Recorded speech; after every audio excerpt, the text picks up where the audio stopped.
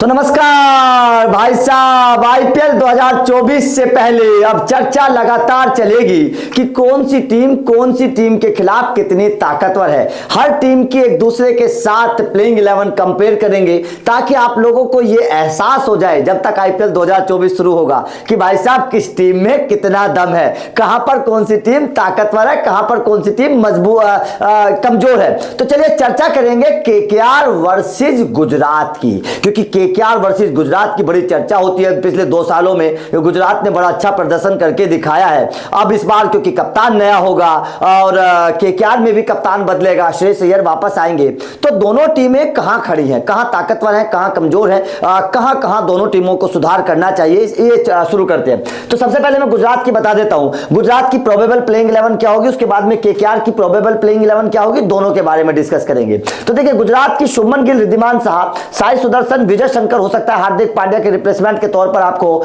Allrounder के तौर पर खेलते नजर आए।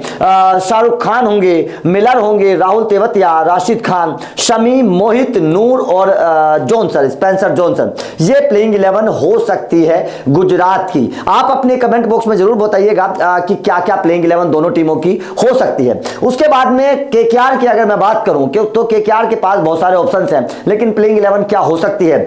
गुरबाज, वेंकटेश अय्यर, नीतीश राणा नंबर 3 पर हो सकते हैं, Shreyas Iyer number 4, Rinku Singh number 5, no doubt ये तो जगह रहेगी, रसल नंबर 6, रमनदीप सिंह को नंबर 7 पर खिलाया जा सकता है भारतीय ऑलराउंडर के तौर पर, क्योंकि पिछली बार शार्दुल ठाकुर थे, उनके रिप्लेसमेंट के तौर पर रमनदीप सिंह हो सकते हैं। मुजीबुर रहमान या सुनील नरेन नंबर 8 पर नजर आएंगे, नंबर 9 पर मिचेल स्टार्क नजर आएंगे, नंबर 10 पर हर्षित राणा या फिर वैभव अरोड़ा, इन दोनों में से कोई एक नजर आएगा, नंबर 11 पर वरुण चक्रवर्ती नजर आएंगे और नंबर 12 पर आपको इंपैक्ट खिलाड़ी के तौर पर श्रेयस शर्मा आपको नजर आ सकते हैं। अब ये प्लेइंग 11 दोनों टीमों की हो सकती है।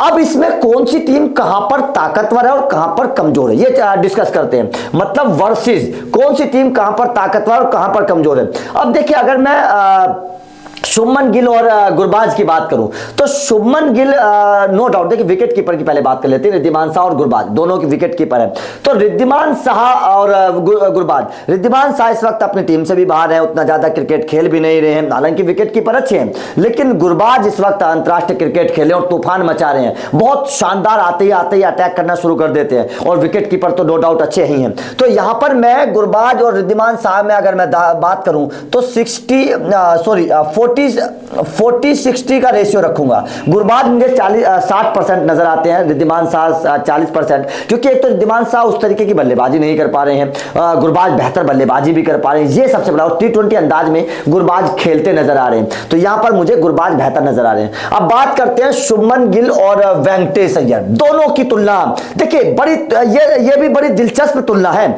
इस तुलना को भी आप लोगों को जरूर देखना चाहिए। अब देखिए अगर मैं हाल के प्रदर्शन को देखूं, शुभमन गिल तो टीम इंडिया में है, बेचारे वेंकटेश अय्यर तो टीम इंडिया में भी नहीं है, लेकिन उसके बावजूद वेंकटेश अय्यर ने घरेलू क्रिकेट में शतक लगाया हाल ही में, और सबसे बड़ी बात क्या है कि विकेट भी चटका रहे हैं, तेज गेंदबाजी के तौर पर 2 मैचों में 2-2 विकेट चटकाए हैं। तो यहां पर जिस तरीके का प्रदर्शन इस वक्त हालिया फॉर्म चल रही है, मेरे हिसाब से आप भी इस बात से एग्री करेंगे कि शुभमन गिल से ज्यादा बेहतर वेंकटेश अय्यर बल्लेबाजी और गेंदबाजी दोनों में है। तो यहां पर मैं 40-60 रखूंगा, हालांकि 40% मैंने दे दिया है शुभमन गिल को, लेकिन 40% वाली बल्लेबाजी कर नहीं रहे हैं शुभमन गिल इस वक्त, ये बात आप भी इस बात से एग्री करेंगे। अब बात करेंगे नंबर 3 पर, साई सुदर्शन और नीतीश राणा।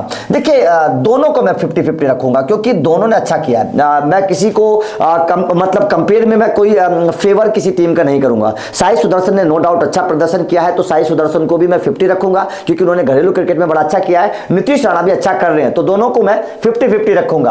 अब बात करते हैं नंबर 4 पर, विजय शंकर और श्रेयस अय्यर। नो डाउट यार, इसमें तो कोई बात नहीं है, फिर भी मैं 40% रख देता हूं विजय शंकर को और 60% में श्रेयस अय्यर, क्योंकि श्रेयस अय्यर बेहतर बल्लेबाज है, बेहतर कर भी रहे हैं। विजय शंकर की बल्लेबाजी पर आप उतना रिलाय नहीं कर सकते, उतना भरोसा नहीं कर सकते कि वो आएंगे मैच जिताएंगे, ऐसा नहीं भरोसा कर सकते। आप श्रेयस अय्यर पर भरोसा कर सकते हैं, वो उस तरीके की तकनीक के साथ खेलते हैं कि शुरुआत में आकर आखिर तक बल्लेबाजी कर सकें, विराट कोहली वाली तकनीक है श्रेयस अय्यर के पास, तो नो डाउट आप श्रेयस अय्यर को ऊपर ही रखेंगे। तो मैंने भी 40-60 का रेशियो रखा है।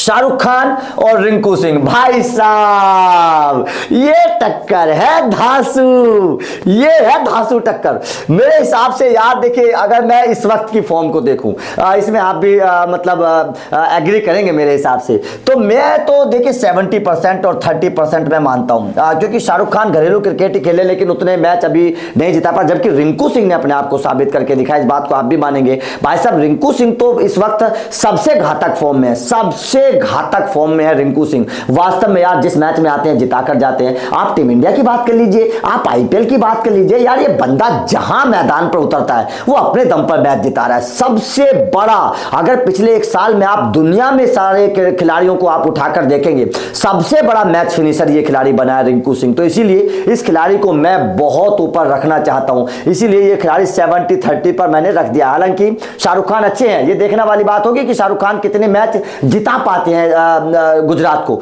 ये सबसे बड़ी बात है कि कितने मैच जिता पाते हैं अपने दम पर, क्योंकि जिस नंबर पर शाहरुख खान आएंगे वो नंबर बहुत अहम होता है मैच जिताने के लिए। तो ये देखना होगा कि शाहरुख खान अपने दम पर कितने मैच जिता पाएंगे, जबकि रिंकू ने अपने आप को साबित किया है टीम इंडिया में भी और केकेआर में भी, तो इसलिए रिंकू को मैं ऊपर रख रहा हूं। अब यहां पर बात आते हैं नंबर 6 पर, मिलर और रसल। देखिए दोनों विदेशी खिलाड़ी हैं, मिलर और रसल, एक किलर मिलर है, एक रसल मसल है। भाई साहब दोनों खतरनाक खिलाड़ी है, दोनों को आकर आखिरी ओवर्स में तेज गति से रन बनाने के लिए जाना जाता है।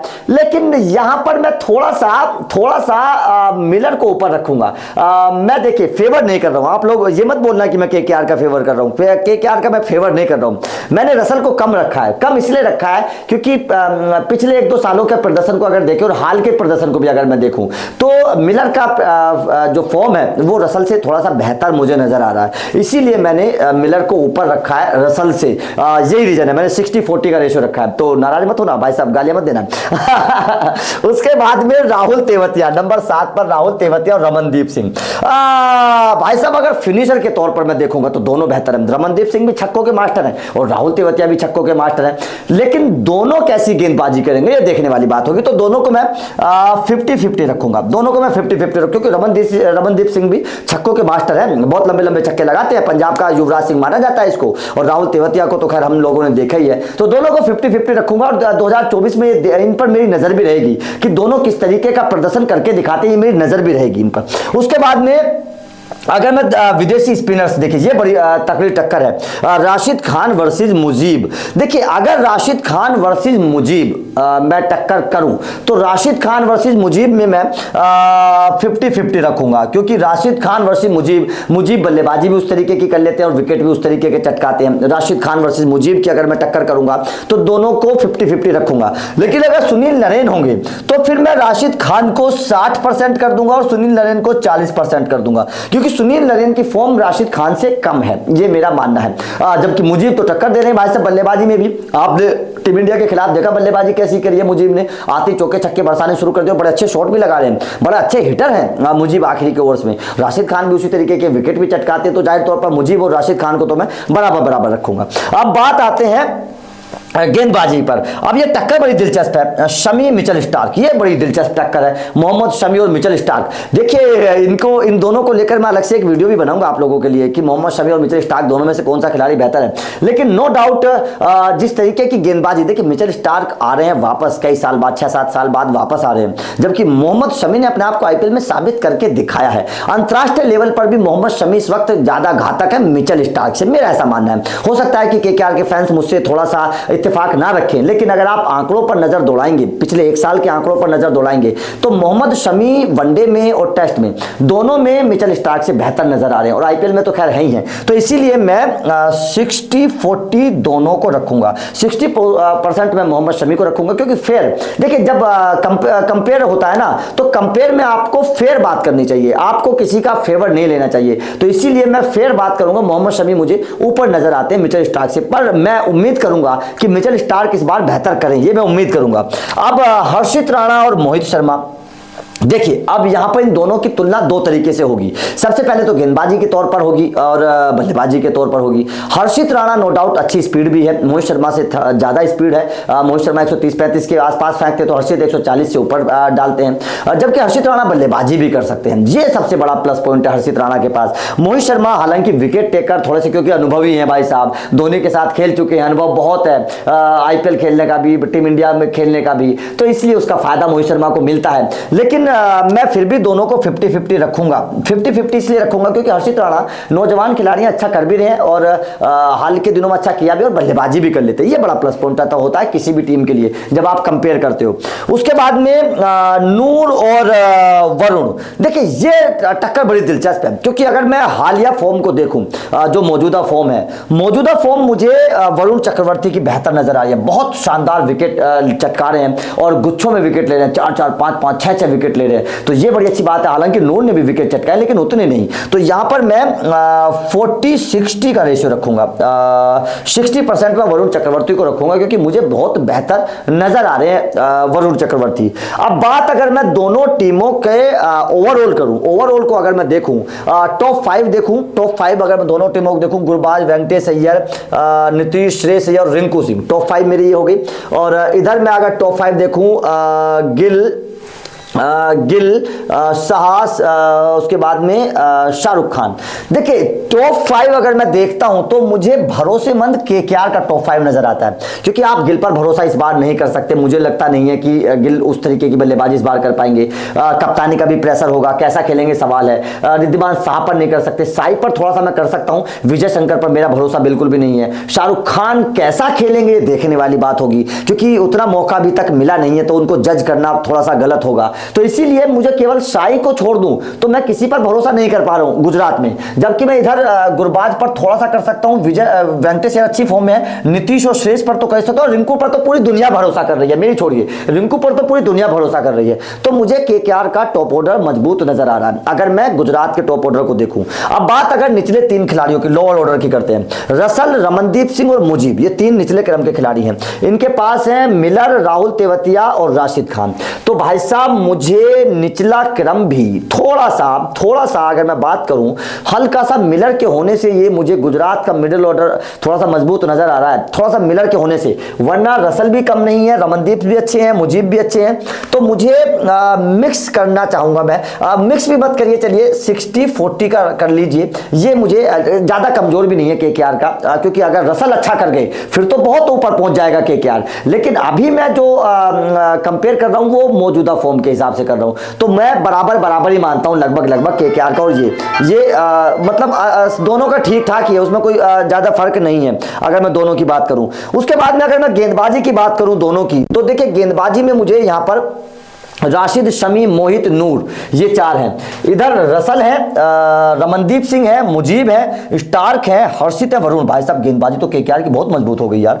केकेआर के पास तो रसल जैसा एक ऑलराउंडर है, ठीक है, आपके पास वेंकटेश अय्यर वाला एक ऑलराउंडर है, ये एक और देखिए गेंदबाजी गिनिए, 1 है, नीतीश राणा 2 हैं, उसके बाद में रसल 3 है, रमनदीप सिंह 4 हैं, मुजीब 5 हैं, मिचेल स्टार्क 6 हैं, 6 तो इनके पास ऑलराउंडर ही है। हर्षित राणा भी एक ऑलराउंडर ही मान लीजिए, 7 हैं, वरुण चक्रवर्ती 8 गेंदबाजी के ऑप्शन है। इनके पास गेंदबाजी के ऑप्शन बहुत है भाई साहब, और इनके पास गेंदबाजी के ऑप्शन उतने मुझे नजर नहीं आ रहे हैं। विजय शंकर को 1 मान लीजिए, शाहरुख खान को 2 मान लीजिए, चलिए ठीक है, राहुल तेवतिया हालांकि उतना करते नहीं है, चलिए फिर भी मैं मान लेता हूं, 3 मान लीजिए, 4 मान लीजिए, 5 मान लीजिए, 6, 7 इनके पास भी है, लेकिन प्रॉपर नहीं है इनके पास, क्योंकि शाहरुख खान कितना करेंगे, कैसा करेंगे, विजय शंकर कैसी करेंगे, ये भी बहुत सवाल है, राहुल तेवतिया करेंगे नहीं करेंगे, ये भी सवाल है। तो गेंदबाजी के ऑप्शंस केकेआर के पास ज्यादा और अच्छे भी हैं। हालांकि इनके पास केवल राशिद खान, शमी और मोहित, नूर 4 अच्छे हैं, जबकि इनके पास आप रसल भी विकेट टेकर है, मुजीब तो ही है, स्टार्क है, हर्षित राणा, वरुण, इनके पास 4-5 है। मतलब गेंदबाजी में भी मुझे केकेआर थोड़ी सी मजबूत नजर आ रही है अगर मैं दोनों टीमों के कंपेयर को करूं। तो आपके हिसाब से कौन सी टीम मजबूत है, कमेंट करके बताइएगा। गेंदबाजी, बल्लेबाजी में कौन सी टीम आपको बेहतर नजर आ रही है ये बताइएगा, और कौन सी टीम का आपको कंपेयर चाहिए ये भी मुझे बताइएगा। वीडियो अच्छी लगी हो तो लाइक और शेयर जरूर करिएगा, चैनल को सब्सक्राइब करिएगा, क्योंकि अपडेट लगातार इस तरह के मिलते रहेंगे। Thank you very much.